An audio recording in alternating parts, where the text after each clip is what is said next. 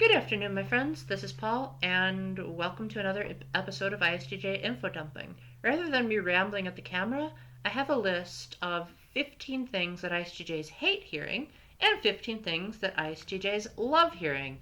And because I'm trying to develop my extroverted intuition, the one at the bottom of the things ISTJs love is probably going to shock all of you. So, with that being said, they're structured into thing I hate, response, thing I love, response, so on, so on. So, you get the pattern. Enjoy. I love you, Paul. Now, do you mean platonically, in a brother sister, brother brother kind of way, or do you mean as in you have a crush on me, but you're not quite ready to take the next step, or do you mean you already have romantic feelings for me, but you don't think you should advance, or you have romantic feelings for me, but you do think we should advance, you just don't know how to say it in actual precise language? Do you think it could be more precise on that? Because the Greeks had 6 definitions of love, and the version in the English language is just so vague. Wow, the amount of work you put into your project is incredible. I can tell that this was a passion project for you, and you didn't spare any details. Can you send it to me? Wow, I'm really glad that you noticed all the hard work. I spent like 3 years trying to make this project. And you seem like a punctual person, so yeah, I'll send it to you. I'm just really glad someone actually took the time to read this. You may be like the third person ever, and that just means a lot to me because most people overlook my stuff. Oh, whoops. Sorry, I forgot we were hanging out today. I didn't forget. I marked the day a month in advance, canceled 2 other plans, plus I also made sure to get an adequate amount of sleep to make sure I had energy for you, and I cleaned up the entire place to make sure it was exactly to your liking. So, what, are you just an unloyal person? Just so you know, Paul, that remark just there could be construed as an inappropriate statement, but you probably didn't notice at the time. I know you have inferior intuition, so now that you know, now you don't have to panic, you don't have to get a stomach ache. So here's exactly what you should say instead. Don't worry, this won't go on your mark. This will not decrease your chances of being Employee of the Month, so just relax. You're totally fine. Yes, honesty! Now I can know how to improve myself in the future thanks to this person being so precise. Sure, we can talk soon. How soon is soon? I've waited 2 years. Can't you at least be a lot more specific? Like, I'll talk to you in a week, I'll talk to you in a month, I'll talk to you in a fortnight. Come on, don't leave me hanging like that. So, tell me about the best memory of your life. No, not just that. I want to hear every good memory you've ever had. Feel free to talk as much as you want. Don't stop and think that you're talking too much because I just love to hear everything. Oh, wow. Someone's giving me not only permission to talk, but permission to be happy about the best things in my life. And they also know that reminiscing is one of my favorite things to do in life. So, yay for respect.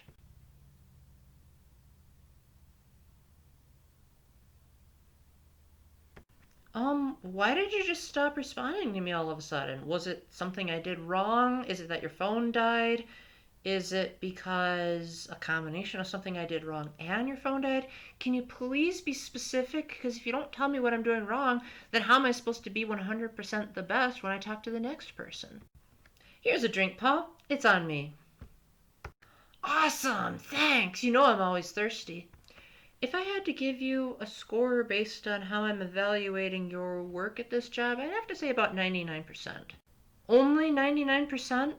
I mean, that's a pretty good score, but what's the 1% that I'm doing wrong? Can you please be super specific and tell me how to improve so that I can make sure that I'm 100% the best employee you need? Heck, for that matter, I'd love it if people could just tell me that in general so I can always be at 100%. I really love your videos, Paul, but my family is going through a really hard time right now. Specifically, I have an uncle who's in the hospital and a grandpa who's died, and I need to actually take care of them, and that's limiting the amount of time I'm able to physically spend on the computer, notwithstanding details about eating and sleeping. So let me say that even though I can't make a definitive promise, based on the information that I was given, I will try my best, as in 98% effort, depending on the emotional toll that this trauma takes on me, to get to your videos by November 16th. And if I don't, send me a message so that you can remind me, just in case the emotional trauma causes the hormones in the brain to not allow me to fully process what I'm supposed to remember? And if not, go ahead. I give you permission to make a YouTube video publicly insulting me so that I can be aware of my failure as a promiser and not be a hypocrite in the future. Wow, that was almost too detailed. I think the fact that this person was willing to get so vulnerable with me sort of gives an indication that they would want to be loyal, because a non-loyal person would leave a lot of things out. Where do you see your life going in the future, Paul? Same as it always has. I wake up in the morning, eat breakfast, shave, brush my teeth, take a nap in the afternoon, play some video games, make some YouTube videos, relax, rinse and repeat. I really don't see why that has to be that big of a question. You know, Paul, you're actually a really nice guy underneath all of that dark humor. So don't let anyone tell you that you're mean or unemotional. They haven't taken the time to know the full you. They've just been going off of snap judgments. Wow, this person thoroughly examined every avenue of my personality to make sure that their assessment was as accurate as possible, rather than going off of a couple of impressions. Man, if we did that, maybe we wouldn't have 10,000 different religions and everyone would be united under one viewpoint. How are you today, Paul? Well, I'm actually feeling super miserable because I had a really terrible sleep and my stomach hurts and I'm having digestive problems, and I'm recalling the time 15 years ago that I made a screw up, and then I'm also recalling the time 20 years ago that I made a screw up. I'm also wondering why you weren't more specific with your question, and I'm just generally worried about the fact that I might not be at 100% of my effort. But thank you so much for making me info dump all that, so I might as well just be quiet. Alright, so I will sign here on the dotted line to ensure that there will be negative repercussions if I break my promise. And since there's a witness nearby so they can attest to everything I'm saying and hold me accountable, I also hereby declare that these penalties and compensation on your behalf will befall me if I cannot keep my end of the bargain, and if there's any amount of justice I deserve, I consent to it being possible. Yes, contracts! That's a great way to ensure that people keep their promises.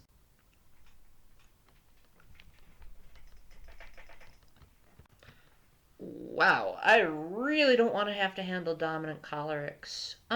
You do know that too much excessive anger can be actually increasing the adrenaline that you're trying to suppress, and it also makes it so that it clouds your judgment, and it makes it so that the other person is not as capable of processing what you're saying. So I'm just going to step away right now. You just come to me when you're not angry.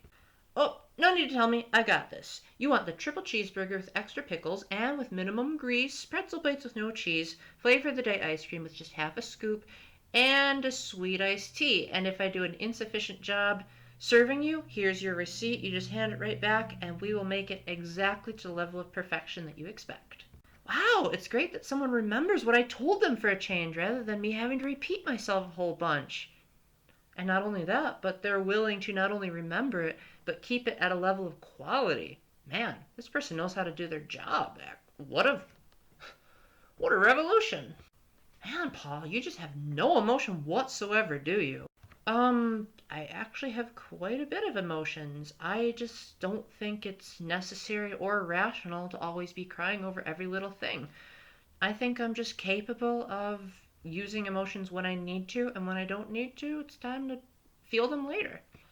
So you're probably wondering why your friend just got emotional on you. Well, let me tell you the scientific reason. So it's probably because there were chemicals in her brain that caused the ducts in her eyes to overflow with tears, even though I know she would have normally tried to suppress them. But in this particular instance, it's not really possible for her to suppress her tears. And I know you like to relate to everything, so why don't you just remember the worst memory of your life, and that's the equivalent of how she's feeling, so that way you have common ground.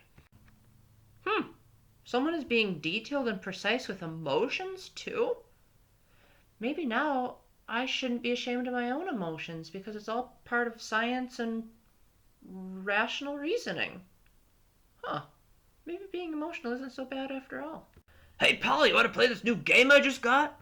No thanks. With your track record, you generally show me really terrible games that are a huge waste of my time and super boring and headache inducing, so I'll just watch you guys play, and thoroughly examine the state of my head afterward.